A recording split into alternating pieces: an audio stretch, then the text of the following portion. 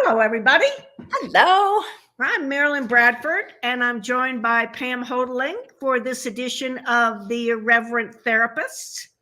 And today's show is Need, Needy, or Needless. What's in a need? Is it real? Is it yours? Are there people or things that you absolutely need? I need you. Do you use need to stay connected to people, places, or things? Have you been manipulated by others' needs? Who would you be without needs? Let's take a deep dive into the true nature of needs. Yes, please. Yeah. And one thing I want to say right away is there are different kinds of needs in the sense that, if you have a baby, they need certain things from you. Mm-hmm. That's a whole different ballgame because that's actually what's going on in the world right now. And if you have a baby, you've committed to that baby. That's very different from, I'm sure you've all experienced that needy person. I need you to take care of me. I need you to do this for me. I can't live without you. That's the kind of needs. That's a different need. That's a different need. And that's the kind of needs we're talking about today. Yeah. Would you go ahead, Pam, please? Oh, I was going to say, I was having a conversation this morning with a woman that I know, and we were talking about, and you tell me, Marilyn, maybe I'm jumping ahead, but like say you're in a relationship and you need them, you actually have to limit what you're choosing because you can't choose anything that might rock that boat. Oh, good. Where you have them. Yes. Right. So you have to be what you've decided that you think they want you to be or they need you to be. So anyway, that's just a fresh example on my mind of one way in which need is not so helpful. Yes, it makes you the effect of them. You basically have to turn yourself into a pretzel. Yeah. And if they don't want to see you without makeup or see you in your gym shorts or whatever it is, then you have to go by what they desire rather than what's true for you. Well, and to put even more of a spin on it, you might be assuming what they want, what they desire you to be or need you to be, and you're trying to fit that. Yes. And that might not even be where they're functioning from or what they're interested in. Yes. And many of us get taught this in childhood. Where mom or dad or the family says, we need for you to be quiet, or we need for you to make good grades, or we need for you to go out for sports, or we need for you to go to this church. That has nothing to do with who you are as a being. Or your parents need you to follow in their footsteps and the family business, or your parents are both doctors, so you must be a doctor and you're actually an artist. Right. Exactly. Yeah. So need puts a burden both on the person who is demanding that the other person, we need you to be this, and on the person that the burden's put on. But that's actually what we're taught, that we should go through the world needing others. Now, that's not about, I am alone, I am a rock, I am an island. I'm fiercely independent. Fiercely independent. That's a whole different thing. Because when you're really present with what's going on, there are times when you may ask for assistance or desire to be around people, but it does not make or break you. And that's a really important thing about that. Well, and Marilyn, I think a lot of people create relationship from matching the needs, right? Oh, like I need this and you fulfill that need, and you need this other thing and I fulfill that need. So as long as we're fulfilling each other's needs, we have a relationship that works. And if either of us starts changing and not needing that anymore, like what's the relationship now? Right, exactly. Yeah. And needlessness is allowance for yourself and others and what they're choosing without making demands on them. So can you give some examples of needlessness or needless? Well, I think you and I are a good example. We're friends. We've been friends for a long time. And I'm sure we both have changed. I know we both changed over that time. Yeah. But if my schedule or this is this, Pam is not, oh, but, and Yeah. same I'm not like, Marilyn, you haven't called me in 2 weeks. That means you must exactly. hate me or you must be mad at me. And the same is true for me with Pam. Yeah. It's like, oh, you have something at 1. Okay, well, let's do it. There's no sense of requiring the other person to be a certain way or change a schedule or do anything like that. And that creates an enormous amount of freedom. It does. And it makes me think of a lot of times where people go into need, and needy is needing validation. Oh, yes. Approval. Tell me I'm okay. I only know I'm okay if you agree to go out to dinner with me. Not in Los Alamos, I'm sorry. Yeah. No good restaurants in Los Alamos, New Mexico. Sorry, guys. Go elsewhere for a good meal. Yeah. Well, and there's another thing about that. And that is the willingness for others to demand that they need something from you, but you don't have to fulfill it. Yeah. Not out of resistance and reaction, but out of, I love this phrase in Access, I'm sorry, that doesn't work for me.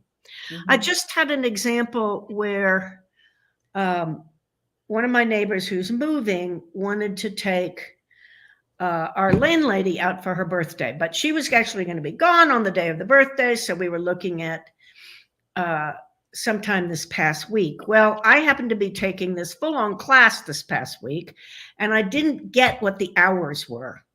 So I signed up. I said, yeah, I can go at this time. And then I realized I can't make it. Well, you can call and arrange the schedule, and I need for you to do. I said, when things get complicated, I think it's just better to do something different. So why don't you go out with our landlady on this night, and I will take her out on the day of her birthday. I didn't have to respond to her demands that I needed to do this to change it, and I needed to do that. And that creates so much ease in your life because you're not being pulled. Well, and I love that you brought that up because the people who tend to be attracted to the work Marilyn and I do, the tools of access consciousness, are people who are very aware. And you can be very aware of a lot of people's needs. Yes. And if you feel like you have to respond to, be what they need, give them what they need, you tend to just cut off your awareness because you're like, it's too much. And I love this example. It was one of my very first access consciousness classes. The facilitator said, well, you can see a woman who's 9 months pregnant walk down the street. And if you've ever seen a very, very pregnant woman, like you can tell from how they're walking and how they look that they're pregnant, but you don't become pregnant. So you can have the awareness, and that doesn't mean you have to do anything. Right. Or be anything different because of that awareness. And to me, having that tool of, one of the ways that we ask that is like, who does this belong to? Is it mine or someone else's? Am I just aware of this? Or is this something that's relevant to me? Yes. And you can actually cut out a huge amount of stuff going on in your head and that you think you need to react to. And by using that, who does this belong to tool? And there's actually an app. Yes. It's an old-fashioned app, but it's an app in the, Apple and Android stores called Who Does This Belong To, that you can, put on, and it like rings a chime to remind you to ask that question. Because then you can start, as you start to allow yourself to have the awareness that you have without kind of taking it on and needing to respond and stuff like that, or take care of people's needs. You can actually have a lot more ease in your life, in your body, and have choice when you're aware that somebody's being needy with you, because you can see it for what it is. Oh, that's their universe. That's what they have going on. What works for me? And Marilyn, you described it brilliantly, of just because somebody is getting all riled up and needs you to do something doesn't mean you have to choose it. Exactly. And this comes from an awareness that people create their lives. Mm-hmm. This is particularly true of a victim who's needy all the time. Well, I lost my job and my husband or my wife deserted me and blah, blah, blah, blah, blah. That's their creation. That's their construct. And it's not up to you to change it or solve it. Mm-hmm. And in fact, what a lot of needs and neediness does it makes that person not a whole person. Yeah. It makes them subject to, I can't live without somebody else doing this or that. They're not committed to their life, and they're like, it infantilizes them. Yeah. So it doesn't empower when you go to fulfill somebody's needs. And once again, this is not talking about a cat that hurt its leg or a child or an elderly person who can't cross the street. This is talking about that help. I can't live without you. That kind of, you have to tell me everything you're doing every day. You have, blah, blah, blah. It's that kind of need that we're talking about here. Yeah. Yeah. Well, and with what you just brought up, it's like, the way I look at it, there's, the fact of a situation. Yes. Your spouse died, your parent has Alzheimer's. Your boss is an asshole. Like, there's what's going on. And then there's everything you bring into that, all the baggage, all the parts of you, all the presumptive realities of how things should be and what you can or can't do. And, it's that stuff. That you create that, and you can have it there or not have it there. And, access consciousness has a set of tools that you can use if you're like, well, I can tell I'm doing that, but I don't know how to get out of it. You could explore those tools. You could explore any tools, whether it's meditation or, walking in the woods, and whatever works for you that helps shift your energy in the moment from needy to, oh, I actually have this sense of space and who I am. From there, you can handle things, or you can at least see what's required. What do I have to arrange or create that would work for me here? And that's just building off of that, Pam. There are times in our lives when a spouse dies or something really big is going on. And you can ask yourself, okay, if I ask for assistance here, if I ask if someone could run my bars or help me with this, does that create greater? Mm-hmm. Or am I being a victim? Yeah. Yeah. Because what I'd say is, it doesn't mean you never require contribution from other people. Exactly. But you can be present with what is, and choosing and not go into that needy space and receive people's contributions without losing yourself in the neediness.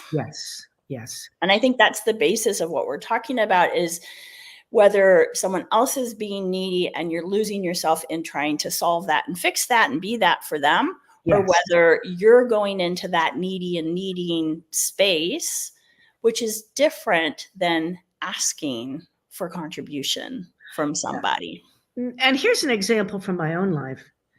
I usually give a little party Christmas Eve because I live on a street that gets blocked off. That's a big party. And there's a big party. There's bonfires and carol singing and luminarias. And anyway, a friend of mine came over early to help me cook.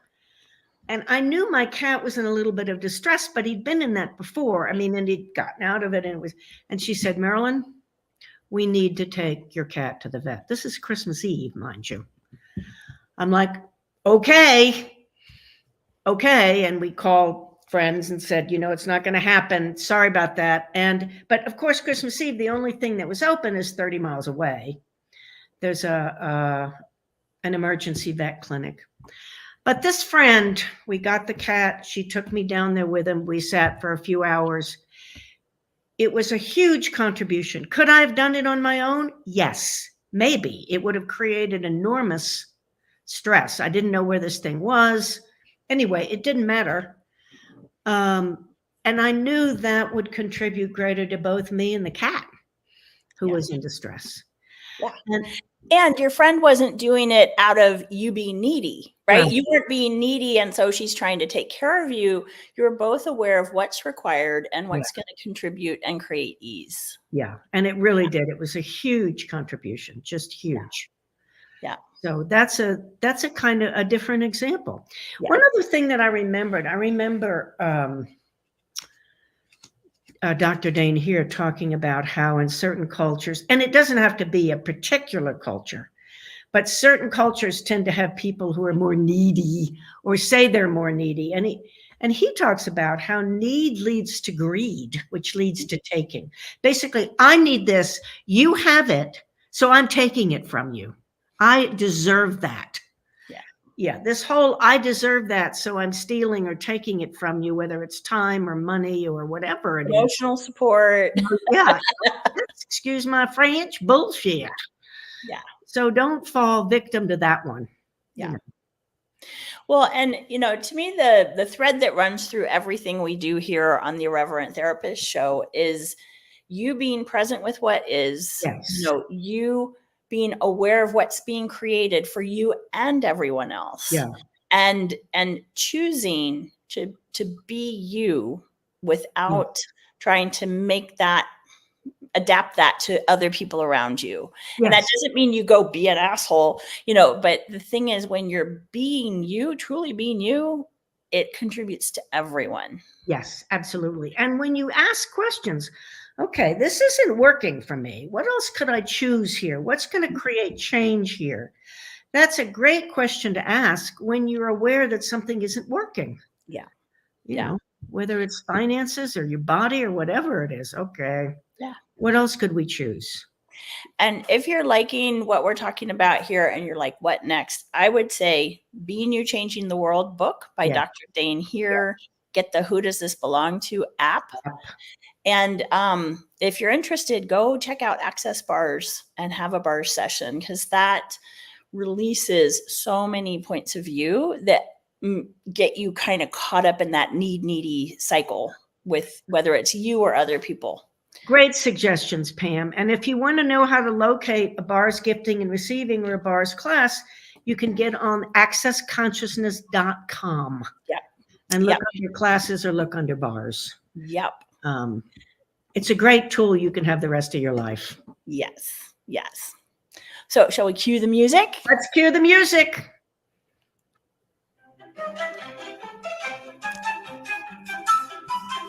See you next time. Bye-bye. Bye-bye.